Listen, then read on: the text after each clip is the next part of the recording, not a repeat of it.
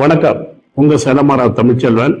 நோம்பிருந்து இந்த நோம்பு முடிந்து ரம்ஜானை கொண்டாட இருக்கின்றோம்.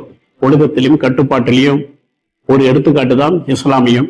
அந்த கட்டுப்பாடோடு தொழுகையில் ஈடுபட்டு இன்று ரம்ஜானை தொடங்க இருக்க இஸ்லாமத்துக்கு என்னுடைய வணங்கி வாழ்த்துக்களை தெரிவித்துக் கொள்கின்றேன். ஏன் வணங்கி வாழ்த்துக்களை தெரிவிக்கணும் என்று சொன்னால், நான் சிறு வயதா இருக்கும் போது எங்க எடப்பாடி பக்கத்துல இருக்கிற மசூதியில பஸ் ஸ்டாண்டிட்டே இருக்கும். அந்த மசூதி 6-7 வயசா எங்க அம்மா வயலேருந்து எங்க பெரியமா ஒரு பித்தளை தூக்கு கொடுத்து விடுவாங்க.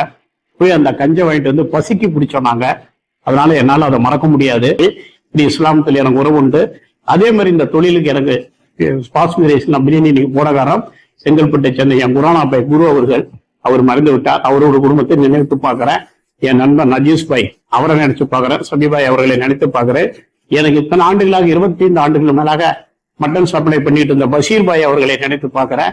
பல்லாவரம் பஷீர் பாய் மட்டனா கொடுத்தவரை, சிக்கன் கொடுத்தவரை எங்க மெட்ராஸ் பாய நினைச்சு பார்க்கிற இந்த இடத்துல உலகெங்கும் வாழும் இஸ்லாமியர்களை வணங்கி இந்த வாழ்த்துக்களை தெரிவித்துக் கொள்கின்றேன். ஏன் நான் வணங்க வேண்டும் என்றால், இன்று நான் வாழ்ந்து கொண்டிருக்கும் இந்த பிரியாணியை ஒரு இஸ்லாம உணவு முறைதான் என்பதா என்னுடைய ஆழ்ந்த மனதில் உள்ள கருத்து.